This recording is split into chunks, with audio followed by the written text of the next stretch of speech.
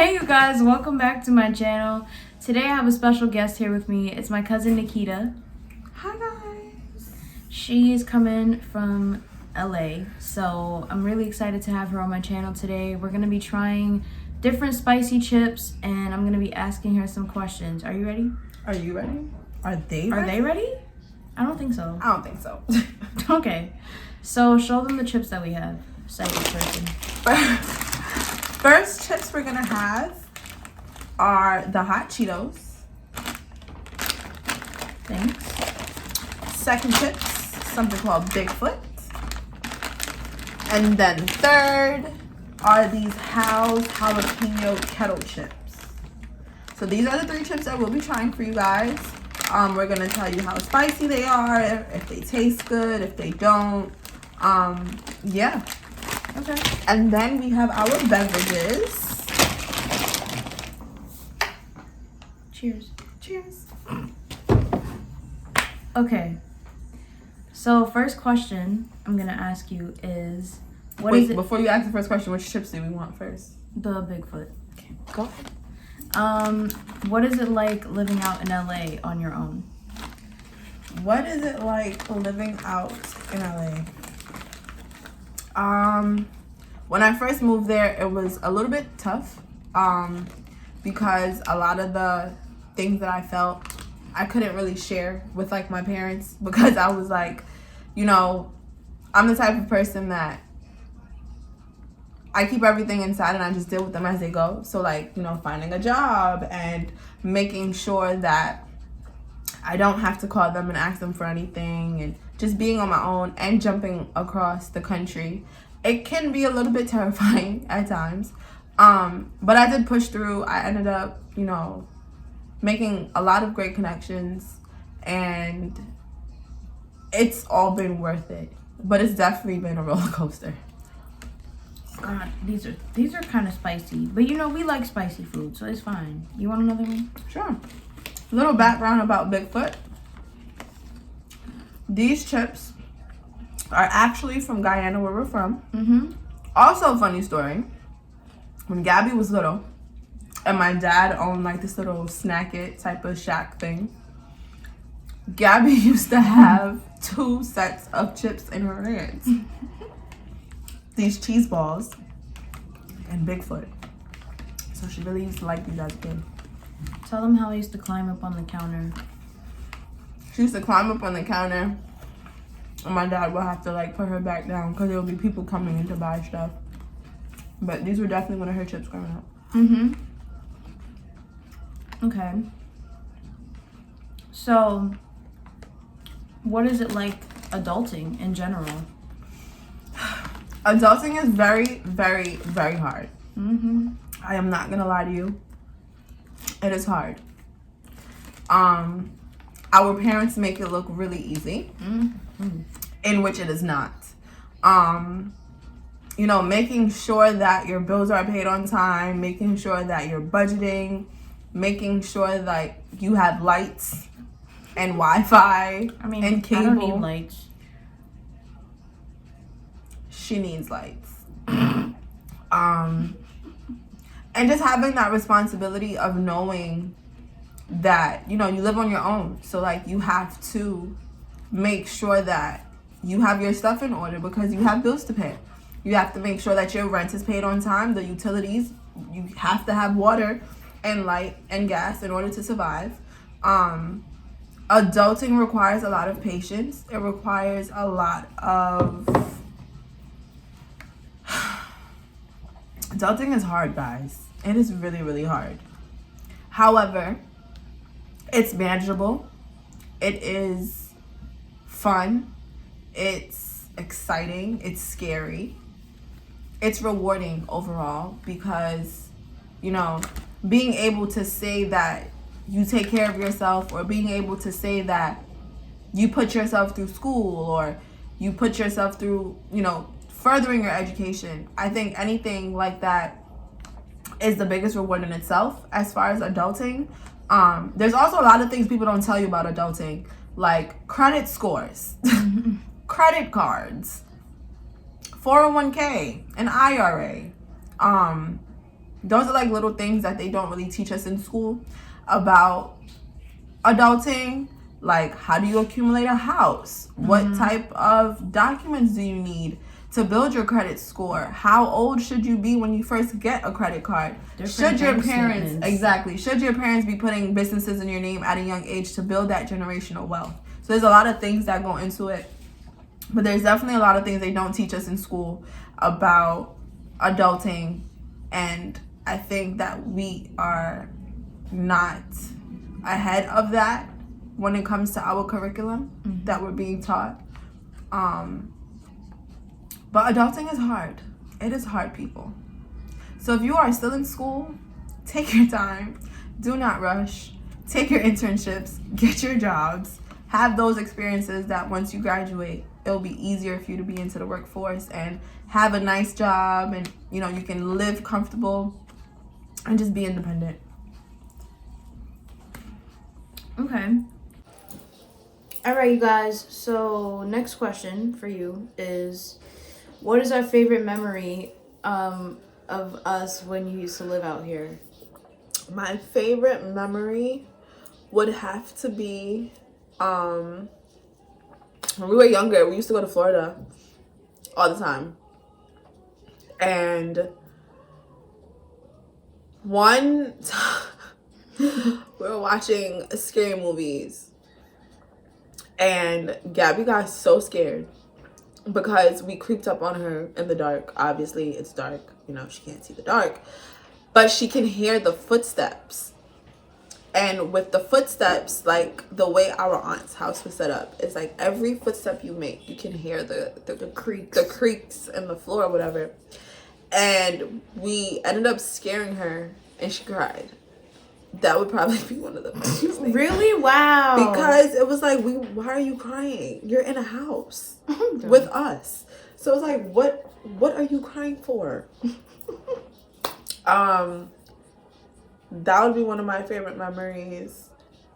Other than that, would just be like always doing her hair and like braiding her hair. Just do that all the time. All the time. All the time. Okay, well, we finished the first bag of chips, so, and they weren't that spicy, in my opinion. They weren't that spicy. They definitely do leave a stain, though. Like, your fingers are, like, red. Oh, my tongue isn't red. Is your tongue red? No. So, yeah, they weren't that bad. You can find these chips at, like, in Queens. Can't really go to, like, any supermarket and find these. You won't find them there. But definitely some good chips. What do you want to try next? You could choose. Let's try these jalapeno chips. They look nasty. Okay. Next question is, what have I taught you about just being, from my perspective at least, from being a blind person? Like, have you learned anything from that? These chips are nasty. Hold on, guys. I need a water break. Ew! These chips are gross. They taste like feet. I'm not a fan.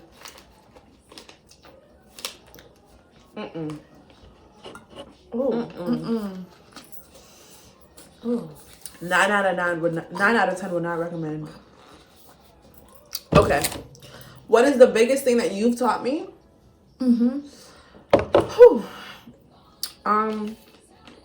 This is a touchy question for me because I'm really territorial when it comes to Gabby. Growing up, my aunt allowed me to be a part of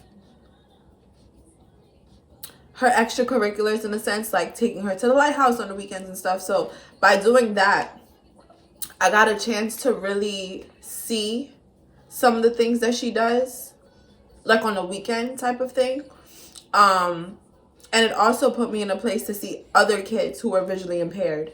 And I think that having that experience at such a young age and being able to, you know, always go with her as I got older to her weekends at the Lighthouse in Manhattan. It used to be her music school. And seeing all these kids, literally from ages 2 to 18, visually impaired, it makes you appreciate things a little bit better. I remember sometimes we would be on Access a Ride and I would literally cry on our way coming back home, and she can tell you that. Like, you know, I think the biggest lesson out of having a little cousin who is visually impaired is, you know, making sure that they don't miss out on anything. Gabby has very been independent all her life. She moves to the beat of her own drum. I remember when she would be like little and she would come over to my house, my mom would be so frantic because she's like, oh my God, you gotta move this bag. Gabby kid's gonna walk into this. Oh my God, you gotta move this. Oh my God, Gabby, hold on. And it's like Gabby would be like, Auntie, I'm fine. Like, Gabby literally just needed to be in a new space for 5 minutes to know where everything was. One of the things, I don't think I've ever told her this, but one of the things that I do all the time that she taught me, when I used to live in Queens, Gabby would always tell me, you need to, like, close your eyes when you're in the house and just, like, walk around in the house, close your eyes just in case, you know, like, God forbid anything was supposed to ever happen. Walk around, close your eyes, whatever. I now do that in the shower. Like, if I'm in the shower, I'll close my eyes. I'll turn the knob. Like, I'll close my eyes. I'll turn the knob with my foot or my hand.